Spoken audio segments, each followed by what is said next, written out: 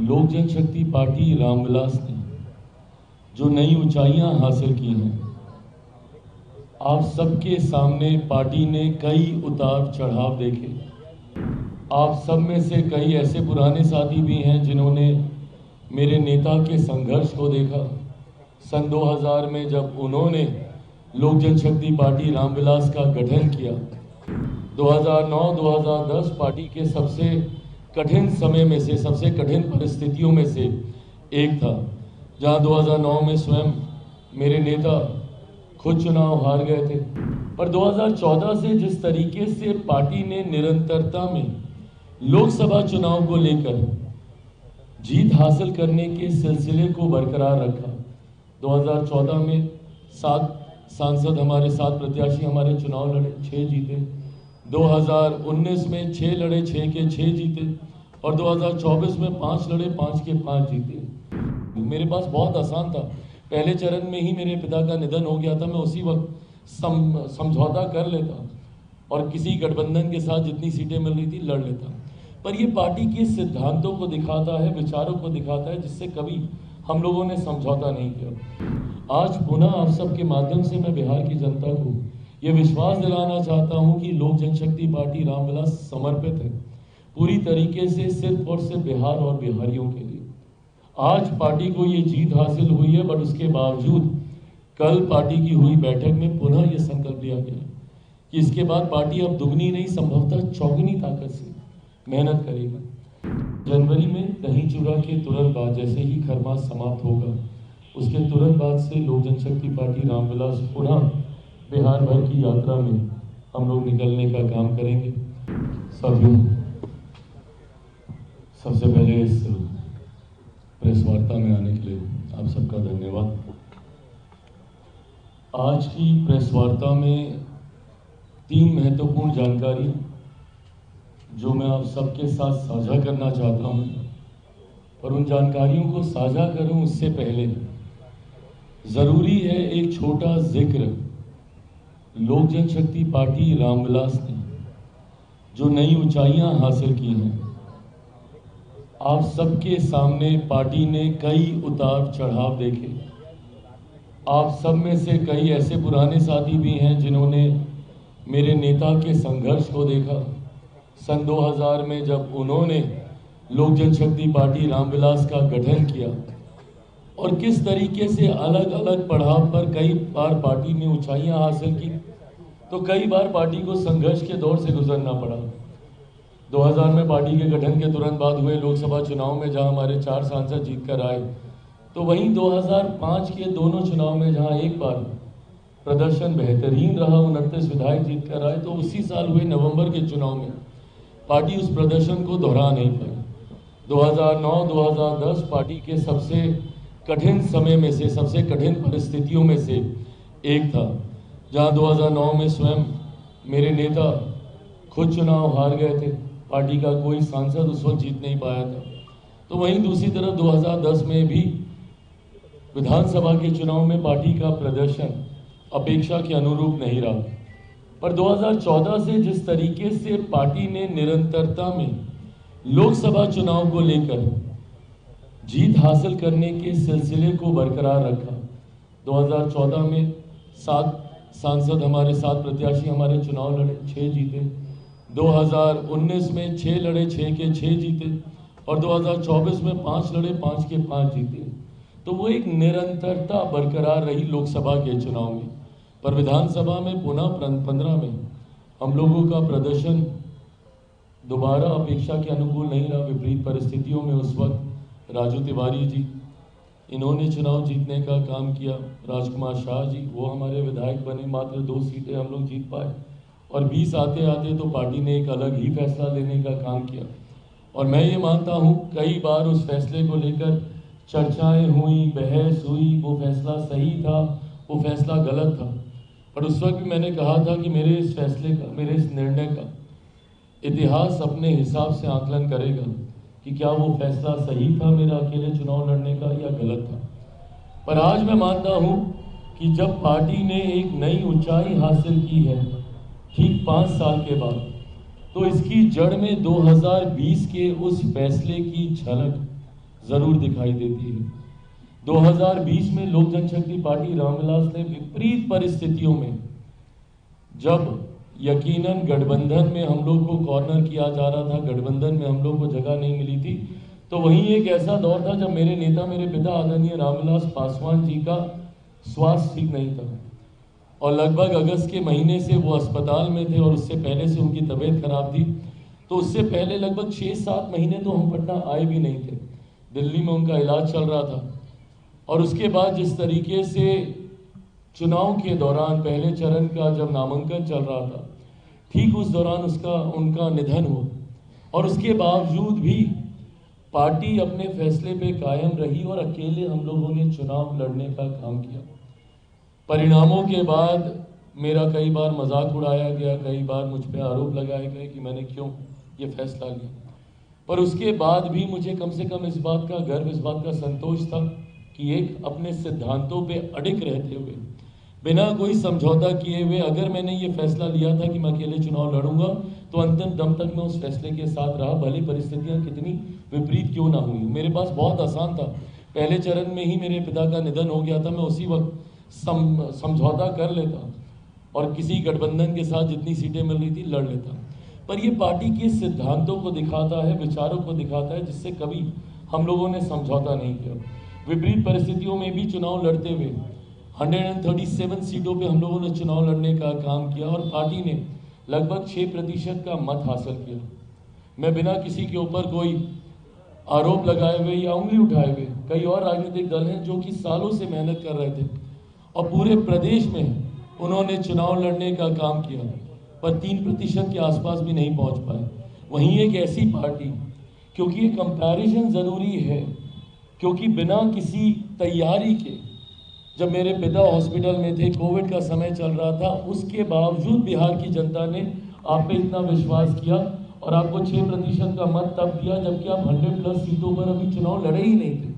और अगर 100+ सीटों पर अगर हम लोग चुनाव लड़ जाते तो मैं ये मान के चलता हूं कि हमारा मत प्रतिशत 10 से 12% का होता। ये ताकत लोक जनशक्ति पार्टी रामविलास की रही है।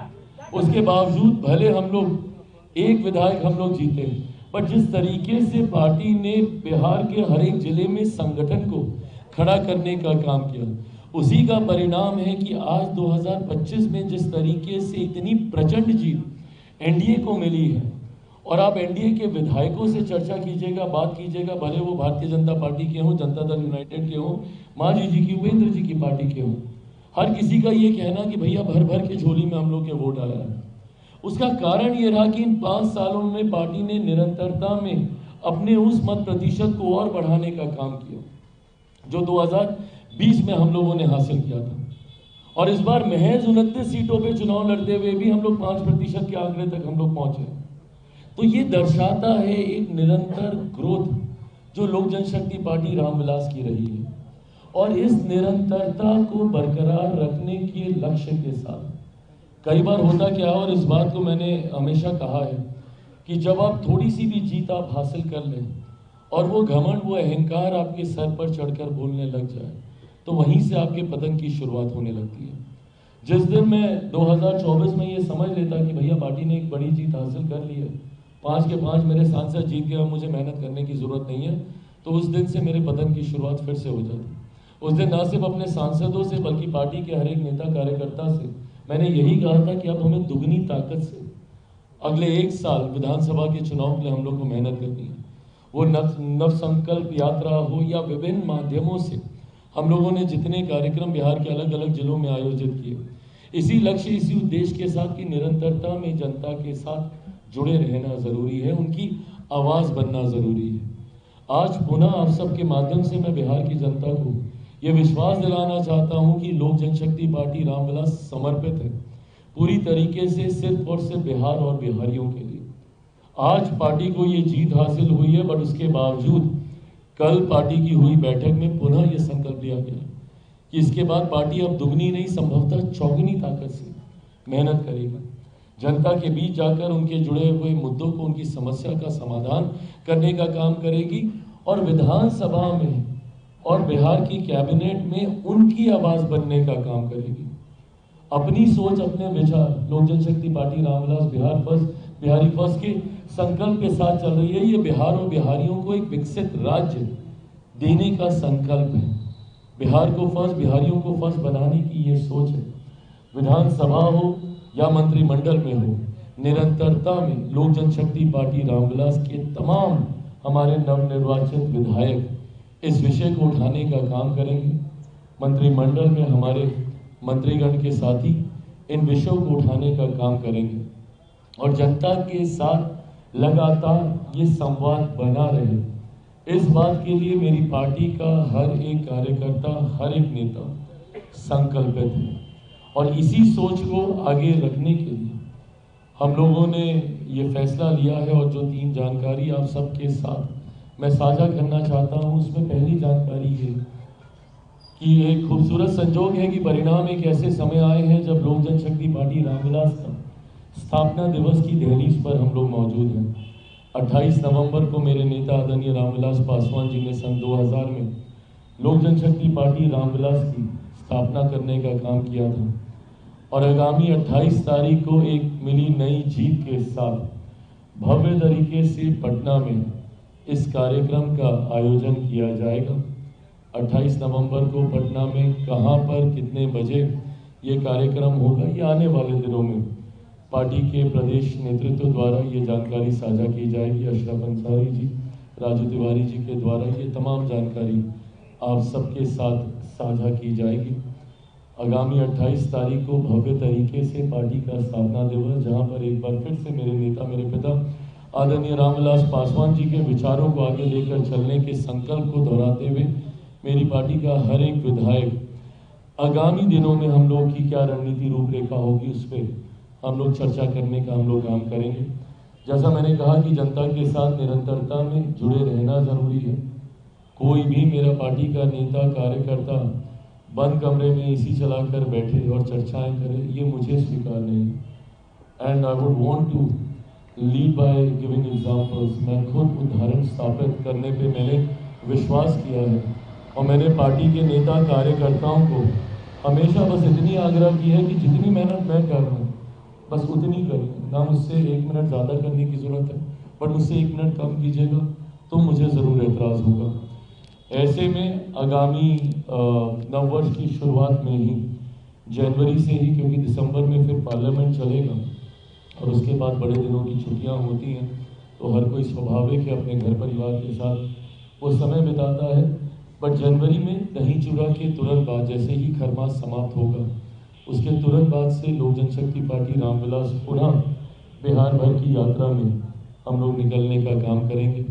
बिहार की जनता को सबसे पहले तो धन्यवाद देते हुए, जिस तरीके से प्रचंड जीत बिहार की जनता ने एनडीए के प्रत्याशियों को देने का काम किया है, तो ये यात्रा दही चूड़ा के तुरंत बाद हम लोग शुरू करेंगे। और जहां पर एक बार फिर से जनता से संवाद साध कर आने वाले 5 सालों में अब इसको एकदम माइक्रो लेवल पर लेकर जाया जाएगा कि उनके इलाकों की छोटी छोटी समस्या, बिहार फर्स्ट, बिहारी फर्स्ट में ज़रूर हम लोगों ने बड़ी चर्चाएं की, बट छोटी छोटी समस्या, पुल पुलिया की हो, नली नाले की हो, सड़क बनाने की हो, जो विधायकों के माध्यम से, प्रशासन की मदद से, तत्काल प्रभाव से जिसको हम लोग सुनिश्चित करा सकते हैं। ऑफकोर्स बड़े एजेंडा सरकार के रहे हैं, जिसका जिक्र हम लोगों ने संकल्प पत्र में किया है और उस संकल्प पत्र में लोक जनशक्ति पार्टी रामविलास के बिहार फर्स्ट, बिहारी फर्स्ट का भी जिक्र है। उसमें कई एजेंडा हम लोग के जोड़े गए, तो यकीनन वो बड़े विषय आने वाले 5 साल में तो ज़रूर धरातल पर उतरेंगे ही।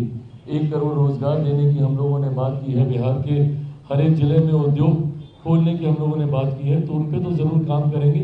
बट रोज़मर्रा की जो दिक्कतें ग्रामीणों को झेलनी पड़ती है, जिस व्यवस्था में वो गांव देहात में रहते हैं, उसको कैसे तत्काल प्रभाव से दूर किया जा सके, इस दिशा में इस धन्यवाद यात्रा के माध्यम से हम लोग सुझाव इकट्ठा करेंगे और जल्द से जल्द उसके ऊपर कार्य करने का हम लोग प्रयास करेंगे।